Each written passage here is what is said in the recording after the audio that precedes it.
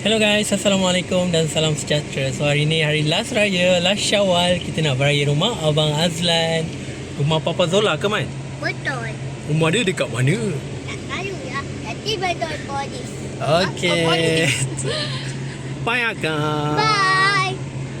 Okey, perjalanan mengambil masa. Kalau kita tengok dekat sini, rumah dia agak jauh ya. Berapa kilometer? Rasanya rumah dia mengambil masa 40 minit. Okey, kita gerak dulu. Bye-bye, selamat Hari Raya. Tapi jangan lupa beli makanan raya. Apa? Okey, kat rumah Papa Zola juga kita bawa tak nanas. Kalau kita tahu rumah orang bujang tak ada makanan. Tak ada kuih, kita tambah kuih dengan kuih kacang. Cacang.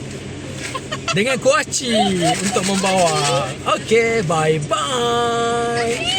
Sampai Kajang 2 rumah Abang Zan. Orang sebenarnya nak pergi beraya singgah Eco guys. Macam-macam.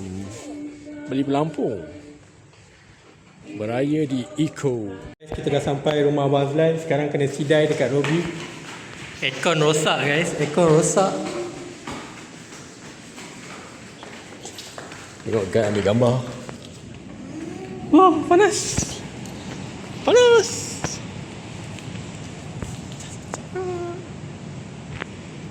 Orang jauh dah sampai.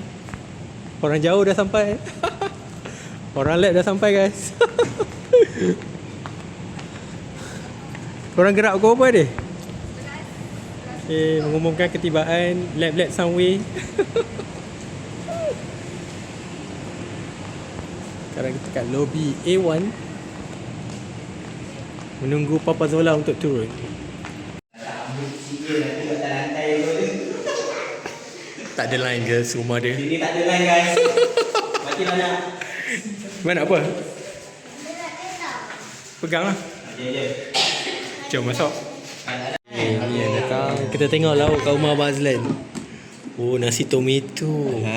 Makaroni goreng. Nasi garing daging goreng. Uish, rajinnya cik masak. Itu Abang Azlan kata dia nak bagi kita orang ni je makaroni goreng.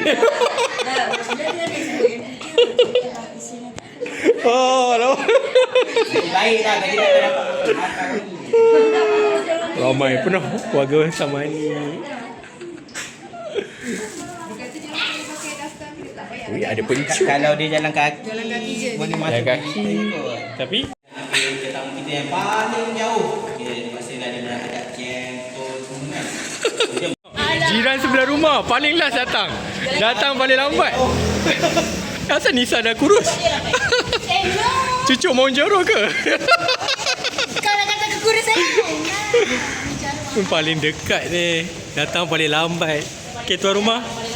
Apakah kata-kata orang paling lambat? Biasalah dia macam walaupun dekat tapi jauh perjalanan ni. Diorang pada dekat Hijab perlu dibuka. sebelah rumah tapi diorang tak pernah jumpa.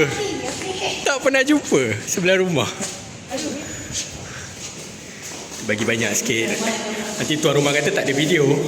Nanti tak ada muka dia kata. Okay guys, tiga-tiga ni single. So korang boleh cucuk lain. Ni not available. Ni single. Ni mak dia suruh carikan. Betul, mak dia suruh carikan.